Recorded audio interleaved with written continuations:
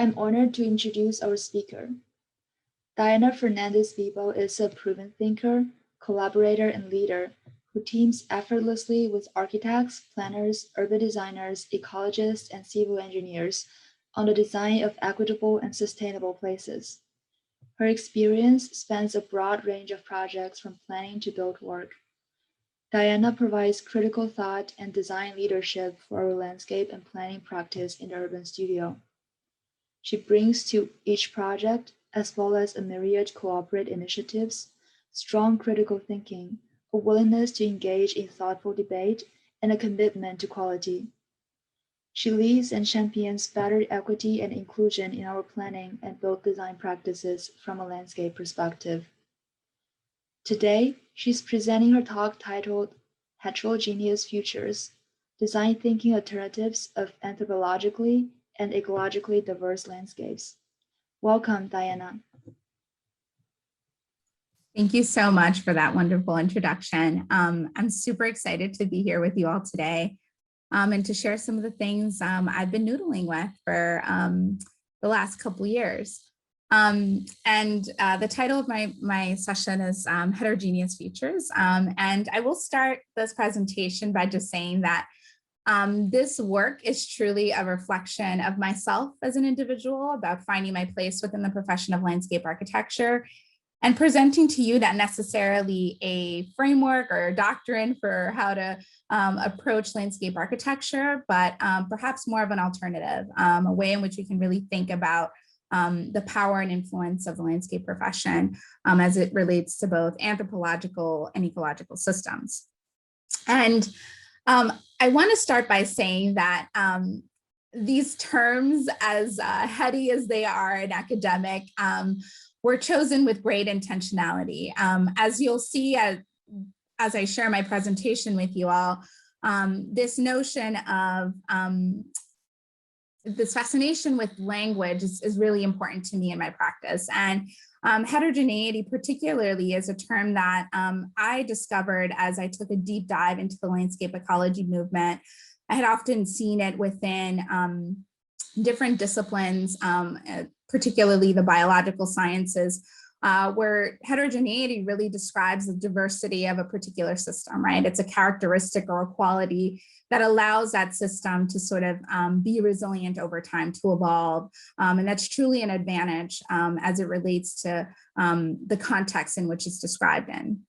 And it really led me to sort of this larger existential question within the profession about, we often prioritize diversity when we think about building landscapes. We're often thinking, diverse habitats, diverse plant systems to be resilient. And, it's like diversity for the birds and the bees. And at the end of the day, I was really craving this desire to sort of also see, well, how are we also designing and planning for diverse populations? How are we actually enabling that both within our design practice and the outcomes that come out of our projects? I'm a nerd, just so you all know. I love reading. I love getting my hands on new material and just taking a deep dive. And for me, it was within the landscape ecology doctrine and really kind of understanding how when you look at ecological systems from a systems level, and you look at the compositional and configurational nature of those systems, you end up having more heterogeneity. So, when we look at these sort of circles here, as you move to the sort of bottom right circle, the more diverse that particular system becomes, the more resilient it is to sort of outside forces. So, for example, issues of climate change, issues of pandemics, like the ones we find ourselves in today, the more diversity you have within that system, the more resilient it is to those outside forces, and not just resilience in terms of being able to bounce back to a prior condition, but be able to sort of evolve and bounce forward into a future that's more sustainable. And I really wanted to take that philosophy, that thinking, as sort of integral to how I developed landscape heterogeneity within these anthropological systems. And for me, this was personal. I was not born in the United States. I'm an immigrant to this country. And a lot of my identity over time has been just trying to find my place in what America is, and also how I fit into this profession of landscape architecture. And a lot of this sort of came down to really understanding the demographics of this place, really seeing that demographic change in a US context isn't just happening on the coast. It's not just New York and Los Angeles and San Francisco that are sort of seeing a great explosion of change, but it's actually happening everywhere across the country. And I hate when people talk about like, oh, America's just this big melting pot, like we turn into a big goop of cheese. We're not that. We're not just this thing that is that comes together into sort of some weird amoeba. We're actually, when we think about America and what it means it's this sort of the patchwork that the sort of origins of this country emerge from the diversity of bringing all of these cultures together in one place, around this ideology, which is America. And as I mentioned earlier, I'm super fascinated, right, with trying to bridge the anthropological systems and ecological systems in a way that the two support each other.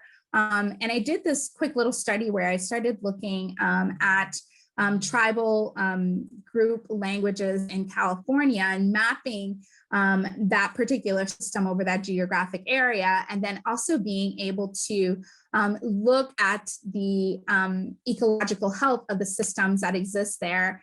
And what was so fascinating for me within this study was that the more diverse, sort of within a particular region, the more diversity there was between language, that also sort of corresponded to an ecological system that was more robust and more resilient and diverse itself. So to me, this notion of language and ecology are interconnected. They're not two separate things. So where you saw a lot of different cultures coming together and different languages spoken, that was an indicator for ecological diversity as well.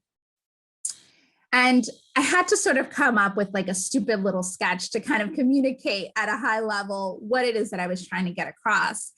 And for me, this was about thinking of bringing the ecological system and bringing anthropology in a really uniform way that really starts to lead us to what I'm calling landscape heterogeneity, which is sort of this marriage of the ecological systems in the context of social, cultural, and linguistic data that is so important to understanding landscapes.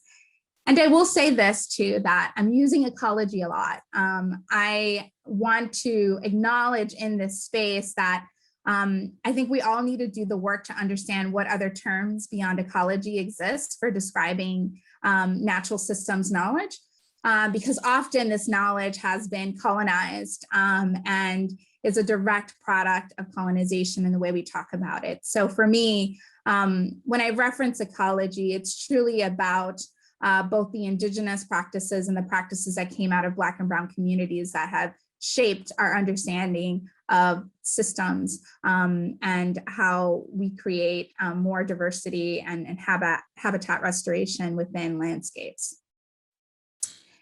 And when I think about my work, I like to zoom out. I like to really see the bigger picture. And for me, this really comes to looking at this planet. When I think about this beautiful little blue marble that we call home, it really brings into perspective for me that what makes planet Earth possible, what makes us able to evolve over time is this inherent biodiversity, this inherent heterogeneity, right, that has defined our ability to survive on this planet.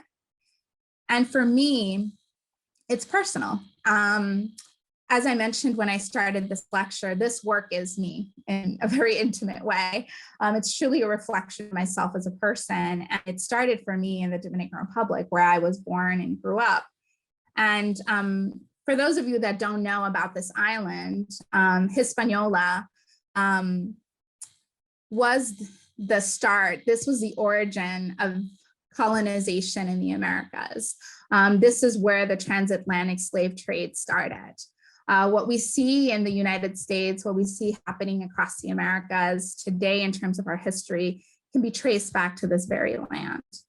And for me, where I grew up, we didn't have landscape architects, I didn't have running water, I didn't have electricity. I had such a deep relationship to the land. It was essential to my survival. And when we created public spaces, there wasn't a landscape architect. It was us coming together as a community to build this amazing bench under a mango tree that is just the center of social interactions for us. And there's just a level here of what my understanding of design was that I was searching for when I entered landscape architecture is how do I bring that, right? That image right there with the mango tree, the sort of beauty and grit that exists there into my practice. And it really led me to understanding that this is just my perspective, right? This is my experience as a Dominican landscape architect, but all of us bring cultural environments and experiences either from our childhood or our world travels that really shape the way in which we understand landscape. And to me, what it does is it really prioritizes lived experiences as we start to think about design. And how do we make more space within the design process to allow those lived experiences to take a bigger sort of stage in terms of inspiration and in terms of the types of experiences we want to create for the very communities we're working in. And let me actually go back to this one here. And what I'm going to do now, before I kind of show you some really exciting projects where I've been testing landscape heterogeneity, I first want to acknowledge some myths about design and what I see as sort of the formula for homogeneous space making that really defines and plagues the profession today. And the first thing I want to acknowledge is that we often like to talk about landscape architecture as being common ground. That it is sort of, we're creating public realm experiences that are welcoming to all. And I want us to go back, particularly in America, to understand the history of public space and to understand who themselves were considered land. So when you think about Lockean theory, many of the pieces of literature and philosophy that still define our profession today, it's very clear that it is not common space. It's clear that land is truly the most poignant expression of power in America.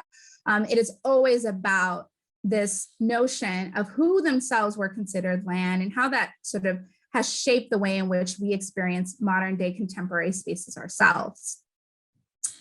And to me, this isn't new. When I think about, the own history of my island in Hispaniola and the Taínos, indigenous groups that cultivated that land for many, many hundreds of years, it brings me back to the sort of understanding of how the sort of notion of, this welcoming landscapes for everybody, this is common ground. It's just such a falsehood within our profession.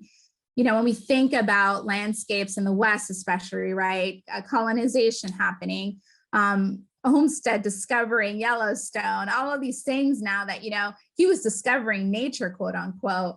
And I love it that I was, in the recent past, educated through many amazing collaborations, and especially Jose Leal Jesus, who was like, wait a second.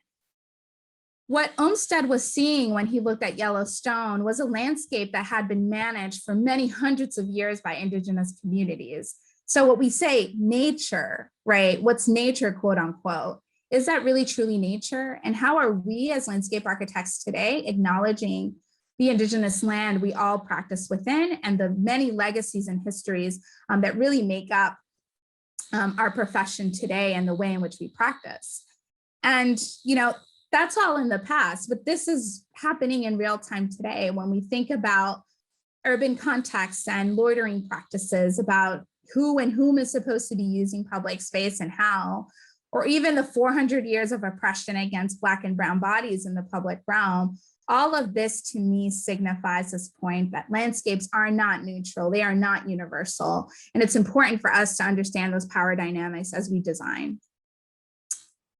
And to me, this has led to what I see as a systematic issue within the profession, where we have institutionalized homogeneous space making under this umbrella of utopias or this notion that, we're trying to bring everyone together, welcome everyone into common ground. And the reality is that has really led to sort of landscapes that are exclusionary. And when I think about this, it's sort of, I broke this into three discrete buckets. The first is really looking at the institutions and structural systems themselves. And I know I'm going to get in trouble for saying this, but I'm going to say it anyway. When we look at ADA regulations, when we see how basically the ability for unable bodies to move through public space is defined by one particular policy that's truly a bare minimum, that is a reflection of that homogeneity coming through. We need to think about processes that allow for more varied experiences for those unable bodies for themselves to advocate for what is it that they need within the particular community, their particular context, that allows them to enjoy public environments the way we do. This also, when I think about you all students going through design education, it's a process that, you go into design school and the first thing that happens is you're stripped of every lived experience you have and re-educated under an Anglo lens. And yeah, landscape history will touch on the gardens of Babylon for a hot second, but we move on. Really, our understanding of landscape architecture is always rooted in colonialism. And we do very little to actually understand the many texts that exist out there that describe landscapes from a non-white point of view. And finally, design and construction itself. When we think about the spaces we create, there's sort of this innate desire for perfection, for these landscapes to be so manicured and pure that they really remove the grit that makes our cities so amazing in the first place. And I find this very troubling too when we think about ordinances within towns and clients requiring center armrests in benches or skate deterrents, to deter homeless and skateboarders. This is, to me, again, another indication of how we're not designing spaces that are for everyone. We're designing spaces of exclusion because through the very detailing itself, we are telling folks who's welcome and who's not. And now that's heavy content, I know. And what I want to do next is to really show you how I've taken these issues and started to imagine new futures, really think about how do we bring heterogeneity as a process into the landscape profession. And for me, I think it really starts with understanding the literature that really defines a lot of the way in which we as landscape architects practice modern day. I look at William White's work, and it's an amazing piece in understanding some of these anthropological systems. But I also look at design with nature, and I see that there's, we're missing the human layers. We're just not mapping those social culture or cultural systems. We're not mapping the linguistics of a particular community. And that really hurts us, because what ends up happening is that how do we know that we're not undoing something beautiful or enabling a certain type of landscape without understanding those social, cultural, and linguistic systems. And for me, this often takes the shape of community engagement meetings where, we have these amazing, exercises with the community, and we get stickers and we talk about, these very serious qualitative experiences that people have. And they often live in postcards like this, or they live in a spreadsheet, and they never make it to the design itself. And for me, what we've been testing in real time with colleagues in my office, Mel Isidore and Breeze and others, is really thinking about how do we visualize that data? How do we actually map what affirmative spaces are, which is what we did in this particular project you see on my screen? And how do we sort of take those experiences, those qualitative experiences, and start to create both data mapping exercises and also visuals that really represent the richness of those experiences. And for me, this is a great example. So this collage here was taken in the Roxbury community that really looked at how is it that you allow the community for themselves to define what feels affirmative, for you to also understand how it is that we allow the community to define that for themselves instead of coming in with precedent images, often of white landscapes that don't represent them, that don't represent their values within that process. And so the next piece of my presentation here is really dialing into how I've implemented landscape heterogeneity as a system within my practice. And the first thing I want to start with is that when I started my research with the Landscape Architecture Foundation in 2019, I had been noodling on landscape heterogeneity for a long time. And when I started the work, I said, this is going to be a framework. I'm going to create a framework that anybody can take and apply it to their projects. And I actually think that what I got out of that fellowship process was actually something more meaningful, which is that when I talk about landscape heterogeneity, it's actually a state of consciousness. It's not a framework. What I'm showing you today changes, it's a process that I hope inspires you, but it needs to be curated and tailored to every project, every community you're working in. And for me, what I find so liberating about landscape heterogeneity, that it is about this notion of unlearning some of the things we've been taught. And it's about making room for, how do landscapes nourish you, not just like as an individual in terms of food, but like your soul, your spirit. How do you think about pluralism, right, within that public realm? How do we manifest that? How do we spatialize equity? All of these things that are so critical and are the needs that our communities are telling us today.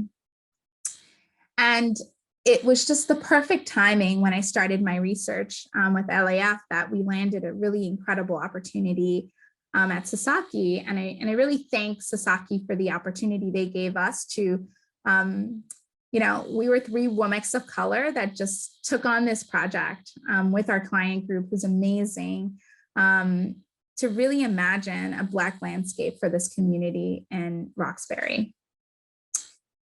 And I want to start first with the site history of the site. So the Frederick Douglass Square exists in the Roxbury neighborhood of Boston. So I don't know if you are all familiar with Boston, but it's sort of south of where the sort of downtown district is. And what was so interesting when we started this process is that we uncovered very quickly that in 1917, this particular site, which we are working on today, was dedicated as the Frederick Douglass Square, because this is where Frederick Douglass had spoken in the past. And it is so representative of the fact that it's taking us over 100 years to get to the point of actually realizing a plaza, of realizing a memorial to commemorate this dedication that happened in 1917. And that's not by mistake. The reason this happens is because this was primarily a Black neighborhood in Boston. When you look at the site itself, it's unassuming, right? You see this historic photo, you see Frederick Douglass Square, that's all great.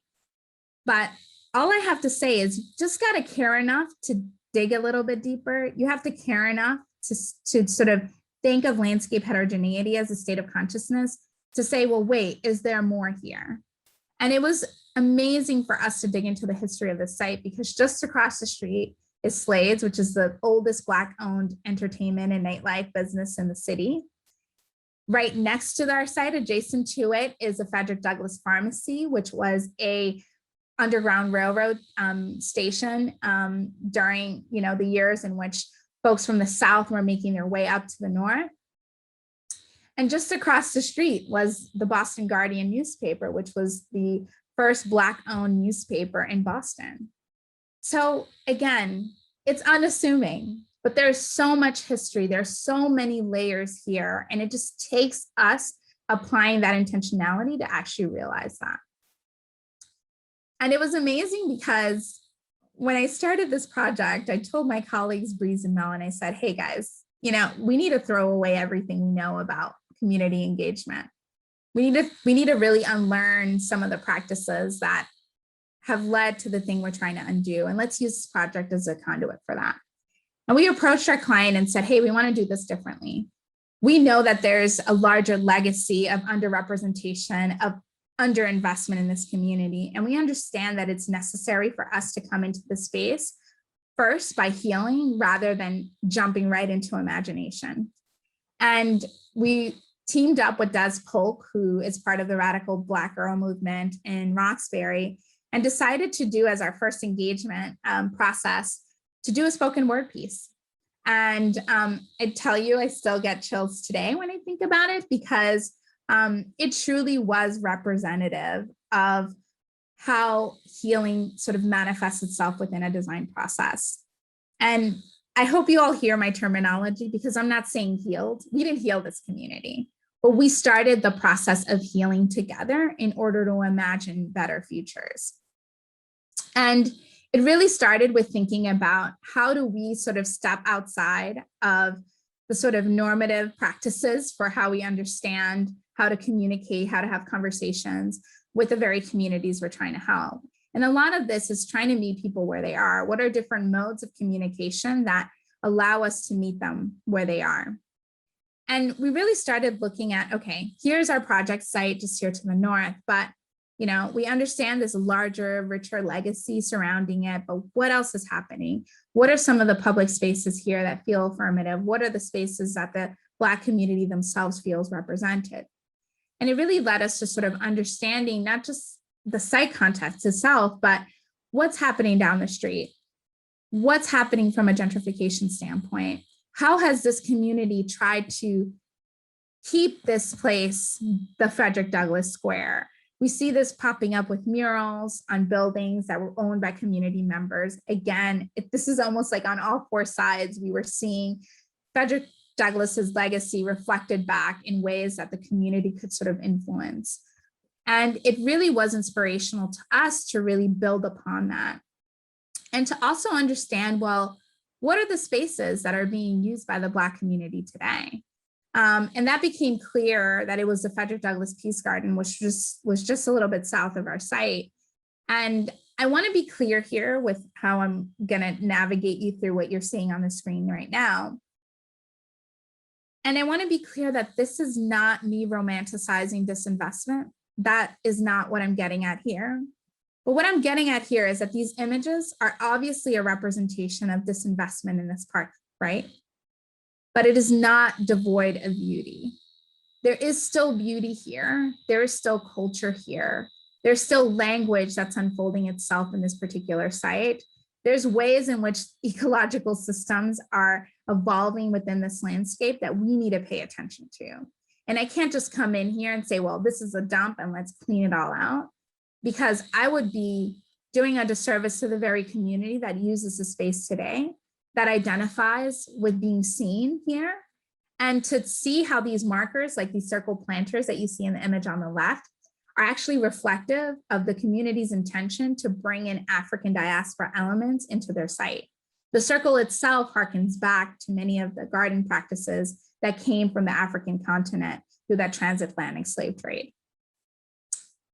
And every step of the process, from the artwork, from our sort of analysis, was really about applying this intentionality related to heterogeneity. It was about being able to work with our client, the artist group. We worked with Mario Chudo out of California, and Aziza Robinson and Paul Goodnight, who all, we were sketching together. We were coming up with ideas for Douglass and this piece that would be cited within our site as a team, and working together to really embrace difference, to really highlight what it means to be a Black person and thrive in this community. And one of our initial concepts was really thinking about, well, how do we think about this cultural carpet, right? How do we think about the site itself representing Black excellence, which is what our client tasked us with. They're like, we want a Black landscape that represents Black excellence. And we started really thinking about Juneteenth, and how do we celebrate Juneteenth on the site? How do we think about how this community already is using public space in different ways, stoop culture? How do we think about elements within the materials themselves really reflecting the identities of the community back to them? And I want to be clear here, because I think, we often say like, oh, you did such a great job at the engagement, what a great process, but let's design. And what I'm getting at here is that landscape heterogeneity is about thinking of that all the way through. Instead of there being a leap from engagement to design, it's a continuum. And we carried that intentionality through in every material selection, every specification, every grading decision on the site. all came back down to trying to realize this vision. And this really came through our choice of materials, really looking at, our client Aziza had mentioned during one of our meetings, she's like, Black people are gold. And I want to see that on this site. Like, we are this richness. And there's so many markers, blue is such an important part of African-American gardens. And we really wanted to bring in all those pieces into the way in which we design the landscape and looking at what materials, right, convey that intentionality and share that history. And we really wanted to think about, right, the Peace Garden was an ultimate source of inspiration for us because it was about how do we bring that grit, right? How do we bring the thing that makes the space unique and really impactful to the community or reality in a contemporary way? And it's about thinking of materiality, thinking about landscape gestures that really reflect that in a meaningful way. And something too that I want to bring to your attention is that even the design itself, some of the sinuosity that you see within the site elements, all of this again is related to the African diaspora. It is about being able to think of this sort of cultural carpet. The pavement itself, right, has these tints of gold and blue. It's about thinking about the curvature of these elements, really relating to some of the deep histories that follow the diaspora. So when we did our history and really started to look at the past, it was important to us to remember that journey from the south to the north was often done through really treacherous landscapes. It was often rivers that were those markers for folks moving their way up north. And we really wanted to bring that intentionality, that, thinking of that meandering experience to get to freedom as something that was really important to our site design. And a lot of this was about creating place. And for me, I grew up in the hood. I grew up in what many would consider a ghetto. And when I moved to the United States, we didn't have money. We were roughing it. And when I stumbled on Von Sill's Places of Spirit exhibit at the Smithsonian, I just was blown away because when I saw these images, and this was her photography of African-American gardens in the South, this felt like home. This felt like what I grew up with in the Dominican Republic. This felt like what I saw when I lived in New York City. This is what I saw in Camden. This is what I saw in Philadelphia, the very neighborhoods that I felt the most, sort of seen and that I could identify with. And a lot of what you see here is just this richness, this layering of materials, this sort of ingenuity with found materials, really looking at sort of the diversity of the plant communities here. All of this knowledge comes from Black and Brown communities. This has been the way Indigenous and Black and Brown communities have practiced forever. So when we talk about diverse plant palettes, that knowledge emerges here. And it came out of necessity. And it really led us to, okay, we did our research, we found really great inspiration, but let's bring it back down to Boston. Let's bring it back down to Roxbury. And we were working with Natalka, which you see here on the left, who's this amazing community gardener, about understanding what freedom gardens and Jutine gardens mean for this community, and how can we bring in some of those practices and this intentionality into the plant palette itself. And again, building upon what the site is already telling us. What are some of the elements? What are some of the ecological gestures that are really important to us as we start to think about the site design? And a lot of this was about, again, bringing landscape heterogeneity as a state of consciousness, even in the plant selections. So, you're seeing thyme, you're seeing lavender, you're seeing buttercups, you're seeing witch hazel, all of these things that are actually reflective of a very long legacy of African-American practices and of what the site really means to the community. And Roxbury is quickly gentrifying and the community is hurting. And the client, and through our engagement process, communicated that they wanted to heal, that they wanted this space to not only reflect Black excellence, but also to give back. And some of that giving back is that, you could be sitting on the bench and take some of these herbs and do medicinal plants that really, restore your spirit. And then again, sort of this notion to sort of give back to the community and to use trees that are really markers, again, for that African diaspora, which was so critical to our design. And as we think about, I'm sorry, my mouse is a little jumpy today. As we think about the symbolism, one of the things that was really important to us in thinking about this site was also, beyond the materials, how does even the topography we use within the quotes we want to sort of highlight in this space, again, tie back to Black excellence. So we worked on understanding how the Black Panther movement described themselves. What were the graphic design elements, again, that celebrated that Black excellence, and how could we bring that into our site design? So, when we were pulling quotes, when we were really thinking about what sort of symbolic gestures exist, a lot of this, again, was coming from a set of intentions that was, about that initial engagement, about being able to realize the space for them. And I want to be clear here that there's a fine line, and we were dancing that line. We were trying to create a contemporary space without actually tokenizing this particular community. And we did a deep dive into Black symbolism, really understanding some of the symbols that, again, reflect some of that diaspora and tell that history, right? That is still part of how we think of living preservation and Douglas's legacy in the community. And really what it sort of led us to was a site design that, to me, is truly reflective of those community intentions. When you look at this incredible collage, which is our final perspective for the site, that those materials, which I just talked to you about, the plant material, the way in which the sculpture is designed and cited, the way in which you sort of move through this space and the journey you take to sort of understand Douglas's legacy today and for the future, all come back to this notion of landscape heterogeneity as a sort of state of consciousness. And it's not that landscape heterogeneity is just this aesthetic.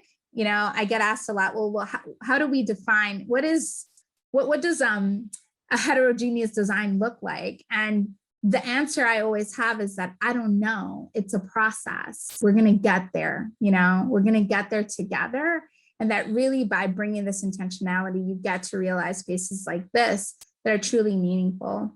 And something I will say is that when you look at this graphic, it's certainly beautiful, but there's so much meaning here. You see the murals that we pulled into this that come from the community. We superimpose some of the really important elements that, again, are signifiers of spaces that really affirm the community and how we think about not just our site, but in the context of something much larger.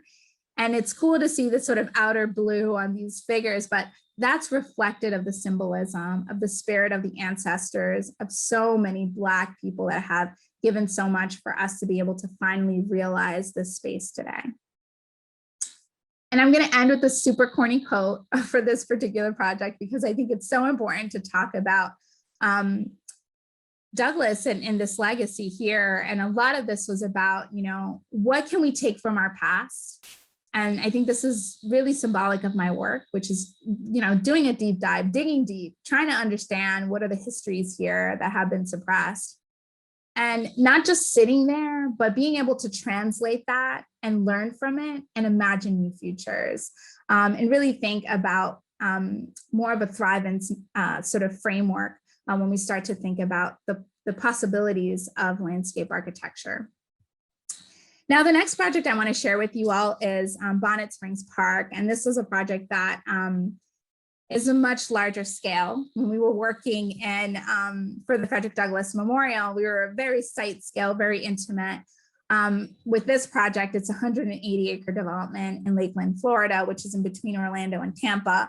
And it was a really robust process for us to go from master plan to implementation, and work with this community to really think about, okay, well, what is that future? How do we want to think about this particular landscape or brownfield as an asset for this community? And, I always want to say that, engagement is more than just the stickers, it meant that we were bringing VR goggles and putting community members into our model, testing design, giving us input in real time to really work on how this landscape itself unfolded, and doing site tours, going on the particular site and really understanding how this particular landscape and ecology were sort of defining how we think about it for the future.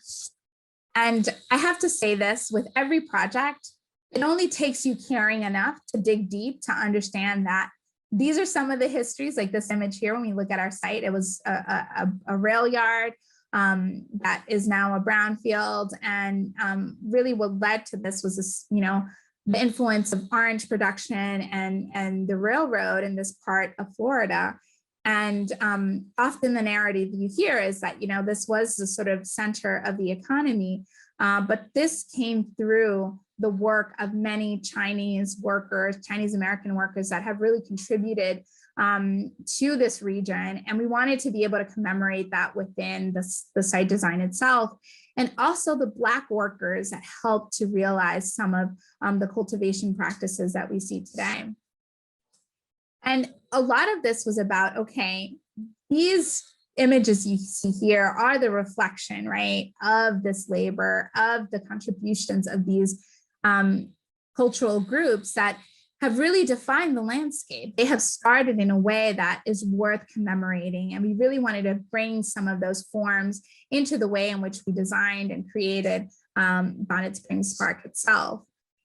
And it really led us to sort of these three big goals. It was thinking about Bonnet Springs being this sort of ecological jewel. It was amazing when I went on the first site visit. I had never seen a sand-swept stream, and it was incredible to see like water bubbling up from the ground through the sand, and this incredible ecological jewel that is just so unique to this region and worth celebrating.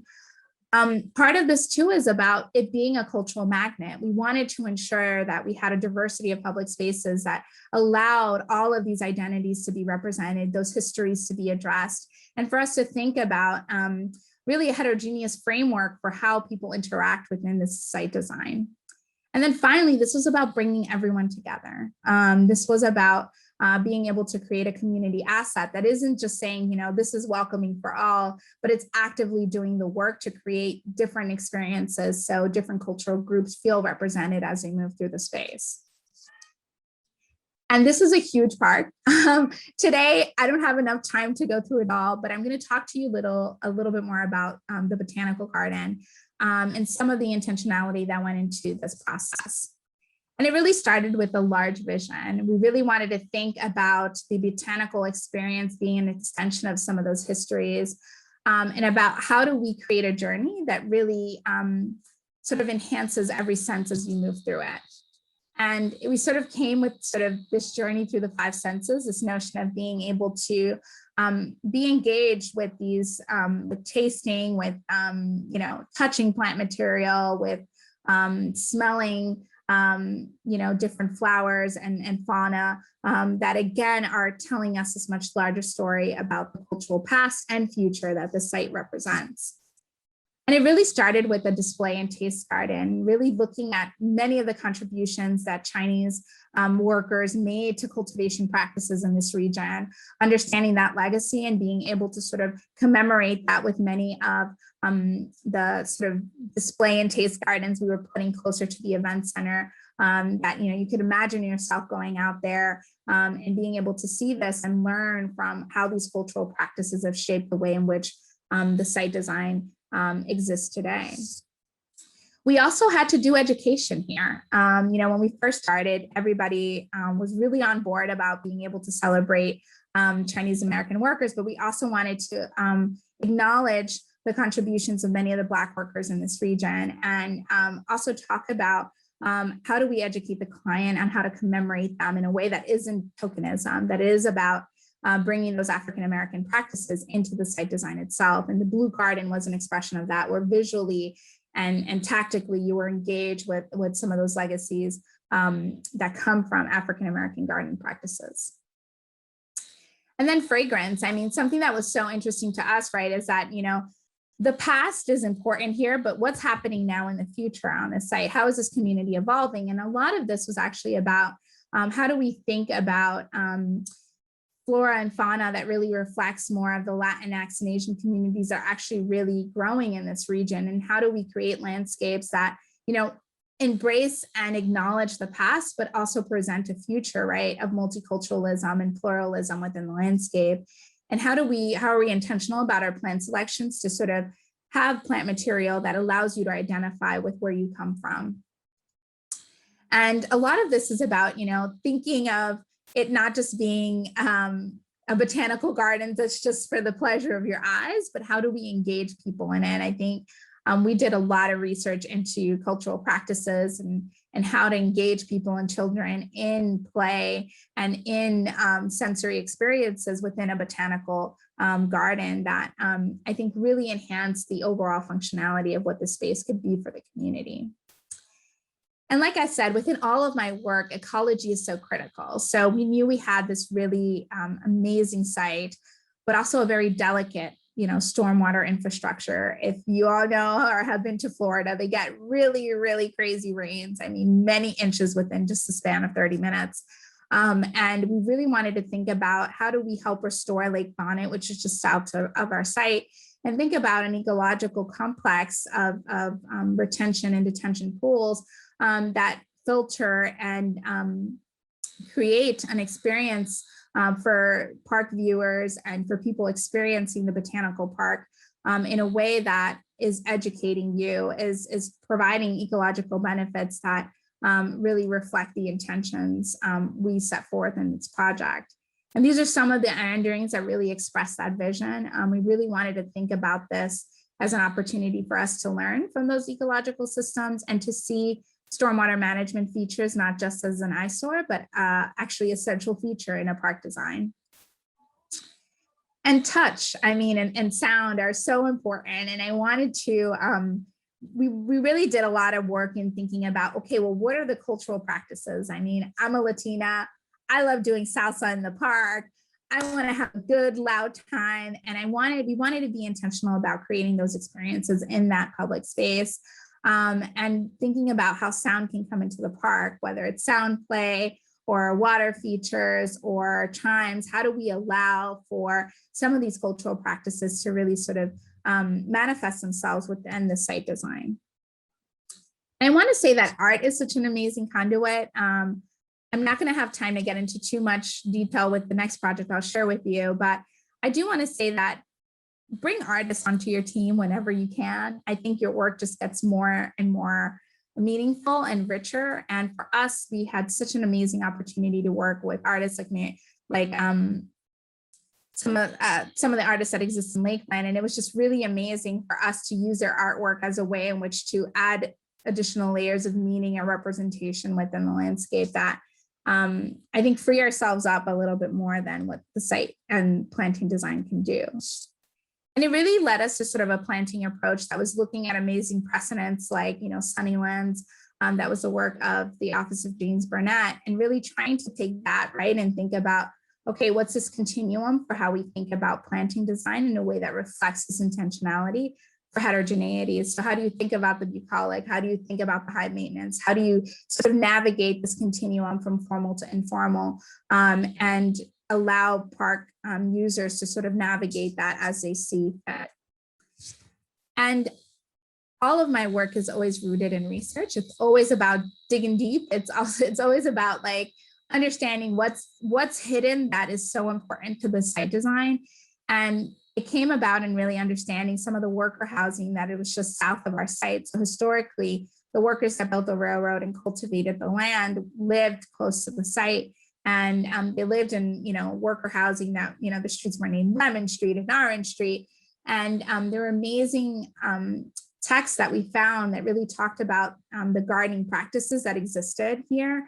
And a lot of it was about this notion of a swept garden, which really came from African practices. Really sort of sweeping your front yard in circular motions meant it was almost like you're welcoming carpet and also a spiritual landing, so that when you enter the garden, it was a way in which you sort of cleanse yourself of the spirits. And then also thinking about substance, this sort of play between flowers and planting all kind of coming together in a really beautiful and diverse way. And finally, this notion of graciousness gardens, which I'm really impressed with, that I think is so relevant to a society today, which is that the garden is also a way in which you can see beauty and bounty, because it presents a vision for the future that isn't just focused on hardship at the moment. And we really wanted to think about how our edges really functioned, right, to relay that bountiful and that bounty and beauty to the community in a meaningful way. And it led, I want to show you, we can show you pretty renderings all day, but rubber meets the road when we have to build things. So I also want you all to think critically about landscape heterogeneity, not just impacting the site design and engagement, but even the grading was done in a way to accentuate some of those intentions, particularly within the Blue Garden.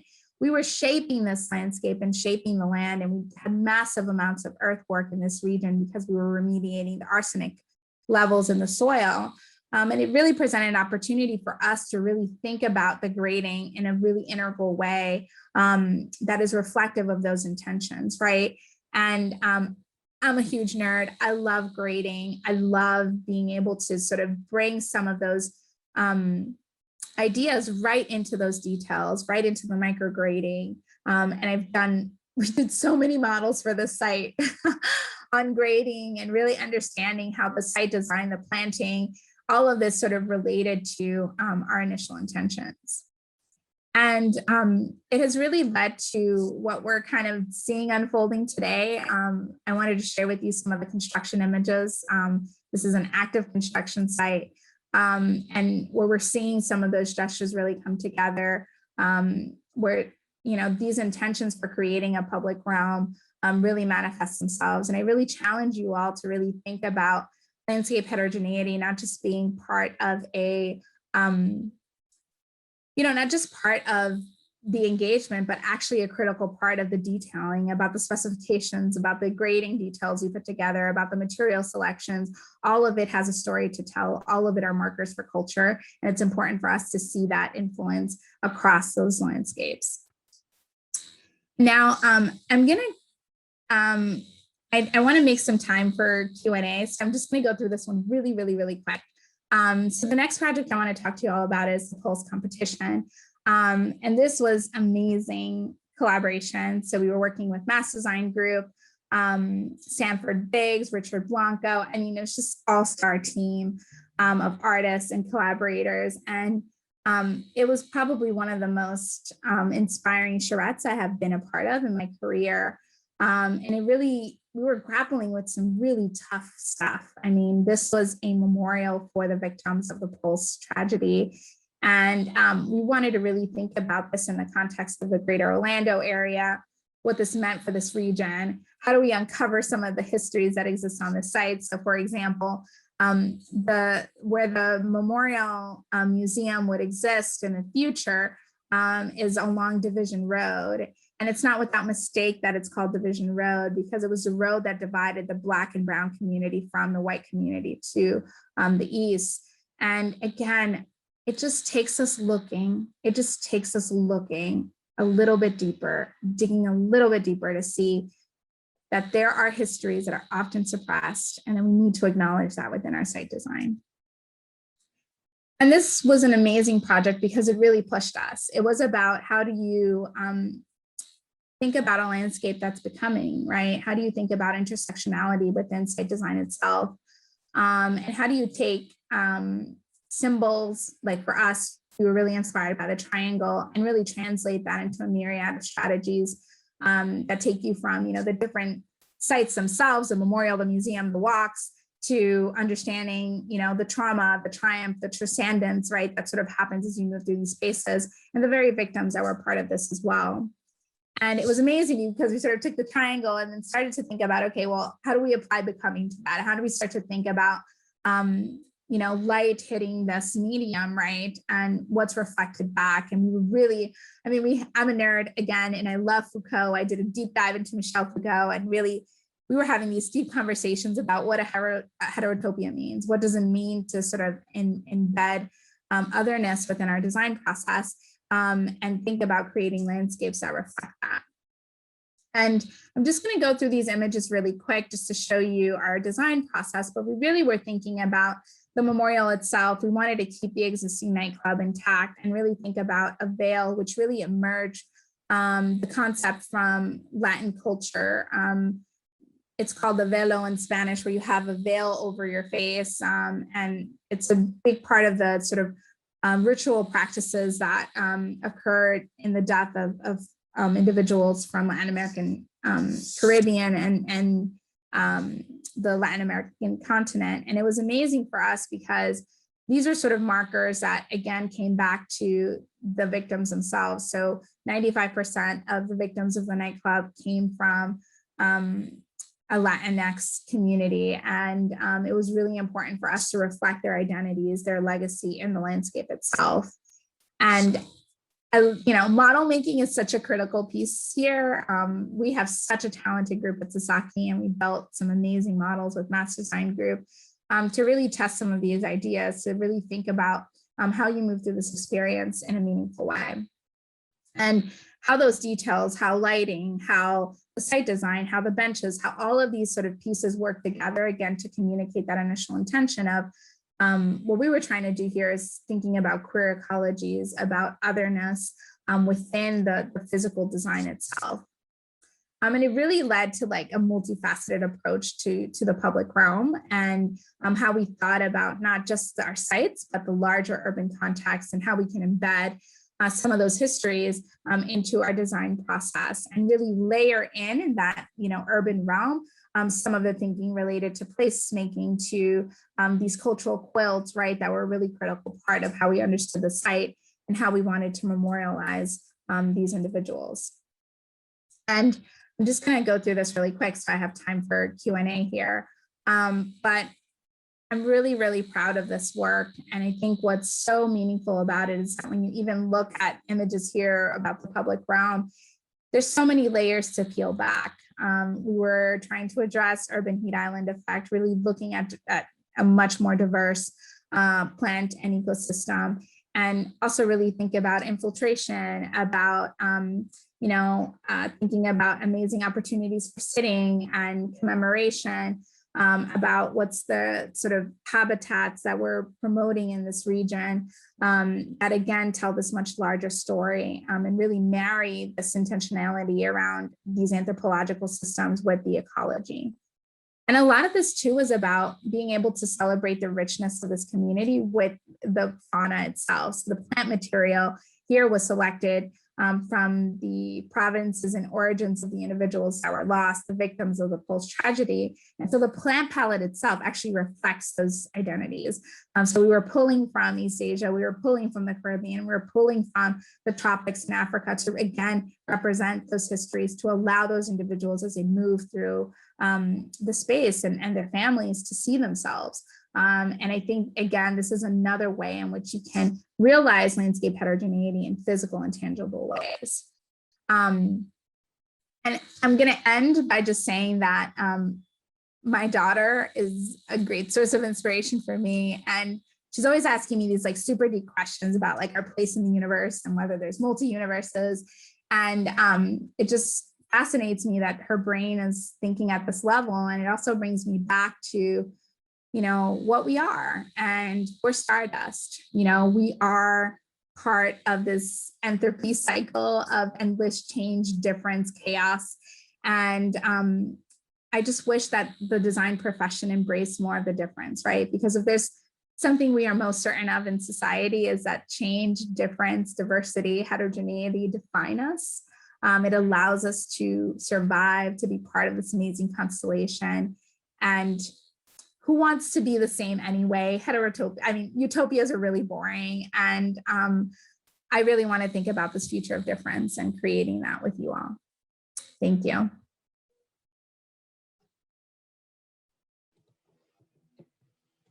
Thank you so much for an incredible talk. Now we'll take any questions from the Zoom Q&A feature. We might have to end at 2:30, so we won't be able to get to all of the questions, but we will try to answer what we can in the time remaining. So it looks like the most welcomed question we have right now is the sites that we work on do deal with many cultures, ideas, and values. However, some cultures may be more predominant in a community or locality. How do we decide what is important in a design? In what ways can we engage all of these unique histories in a deep and respectful manner?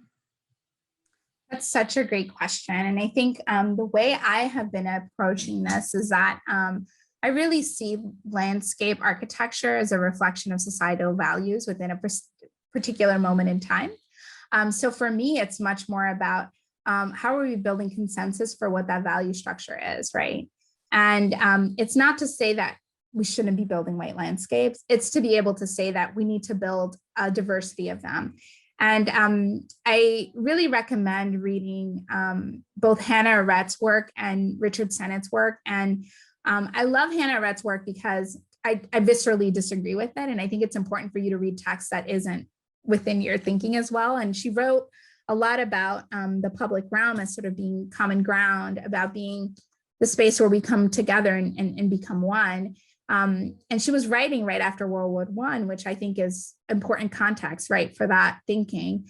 And then in reading more recent work like Richard Sennett, it was fascinating because he really talks about the public realm as being a place where we witness our differences, and that is that sort of predisposes us to empathy, which is essential to a healthy democracy.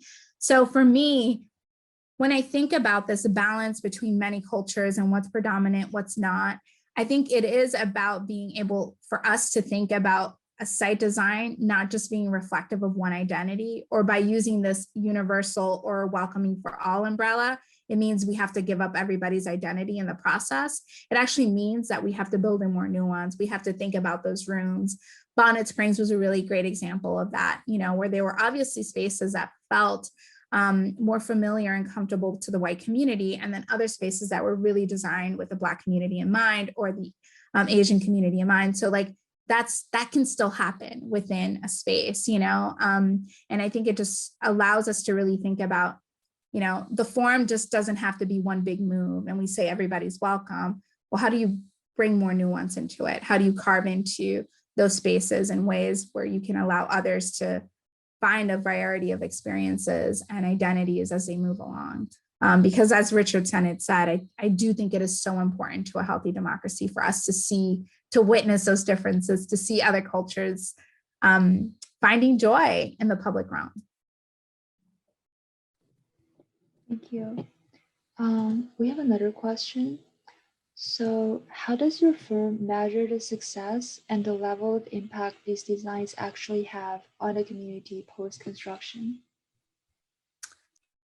That's a really great question. And I think success, I think, is in the eye of the person observing it. And I think it's an active conversation for us at Sasaki. We're trying to be more intentional about how do we understand how a site is performing, because often we try to rely on hard data. How is it functioning from an ecological standpoint? How much money has been generated? All of these things that are hard, and you can have good data for, but it's much harder to understand the success of a site from a social or a cultural or linguistic standpoint. And the reason is because we don't map it. We don't start in the beginning with understanding what exists. And I think that is a move we're moving in as a firm in terms of being able to more accurately have representation, have data mapping tools that enable those qualitative data points to be a more critical part of our design, and to know what exists there, to then to know what happens afterwards, right? Because I think I'm reading through the lines here, but the underlying question is about gentrification, right? How do we kind of balance that as we define what success is or not? And I think a lot of this really comes down to being better listeners and viewers of what actually exists there before we come in and bring in new interventions. Thank you for the answer. We have a lot of questions coming in now. So I'm just gonna read through them by how welcome they are, because a lot of people are liking some questions.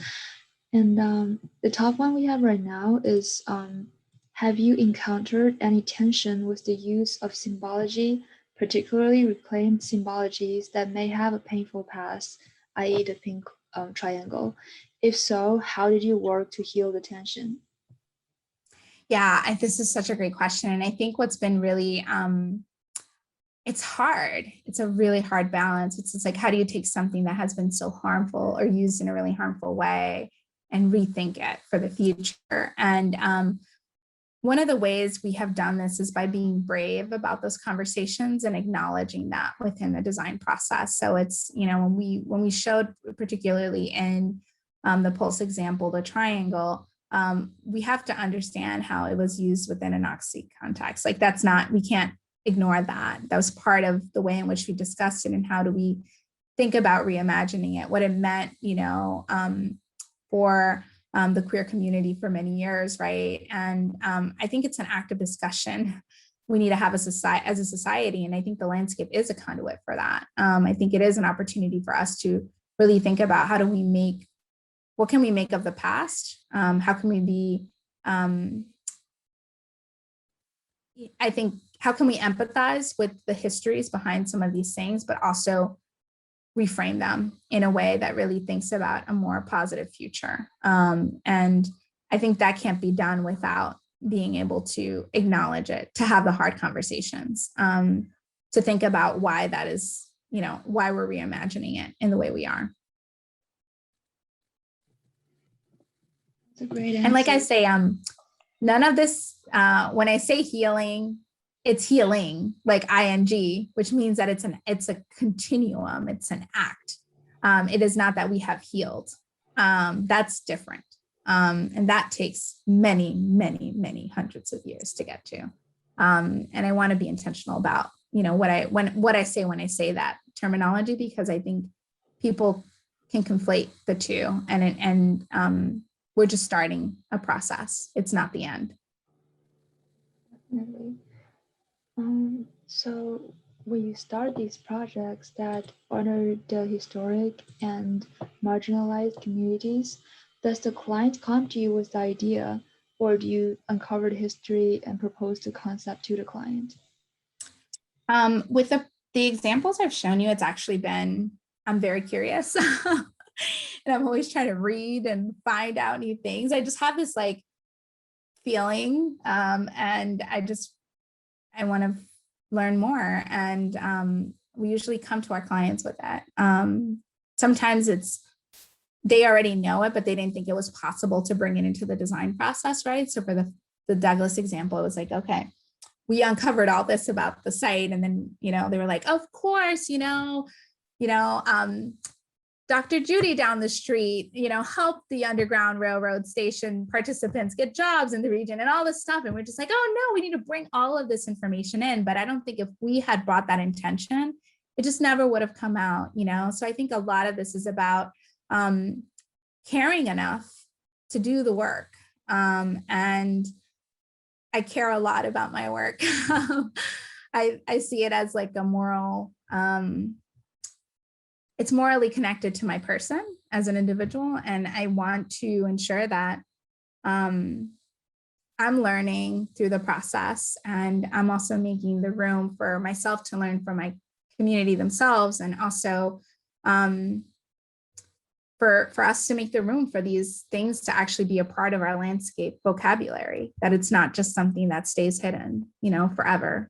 And I always say, like, you know, we're really good at fighting for sustainability as landscape architects. We're really good at fighting for like good ecological practices. Let's fight for people too. Let's step up for them. Definitely. We have 4 minutes remaining. I think we're able to take 1 or 2 more questions. So we have a question from Catherine Sivet asking, with the Pulse Memorial, would you expand further your exploration of queer ecologies? Yes, this was so interesting. So our team was just incredible. I highly recommend you visiting Mass Design Group's website and looking at some of the material there. Really what we started with queer ecologies was just, we had this amazing charrette, and our team was actually reflective of individuals that were intersectional themselves. So we had a transgender woman on our team. We had someone that is non-identifying. The project leadership came from sort of queer backgrounds, and it really created the space for us to bring to make the room for asking that, you know, for like, okay, what does that mean? What does it mean to queer in ecology? And there's some really amazing work in text, which I can share with you, Johan, afterwards. I can't think of it off the top of my head, but there was this amazing white paper that was written about queer ecologies that was really fascinating in terms of how do we think about sort of things that are often seen as a human condition also applying within ecological systems, and how do we embrace more of that intersectionality in terms of how we design landscapes. So it's been really amazing to kind of have the opportunity to explore that here. And again, I always put the caveat, we didn't solve it, you know, we're in the act of trying something new, of trying to represent something, of taking that exploration of that question of like, well, how do you queer in ecology, and actually translating that into something real within the plan, within the design. And like I said, literature is always a really important part of this, is doing your homework, really understanding what has been written. And I often like to go to texts that are not written from a white point of view. I think it's really important for us to understand how communities of colors and underrepresented communities write about landscape experiences for themselves, because it allows us, especially within this queer ecologies white paper I'm talking about, it was really amazing to be able to see that perspective from a different point of view, and you know, obviously inspired by it, and how do we like translate that into design. That's a beautiful answer. Thank you so much for your incredible talk, Diana. We'll end here to accommodate the next Zoom sessions. Thank you again, and thank you everyone for attending. Enjoy the rest of the conference. Thank you so much, everyone. Thank you. Bye-bye.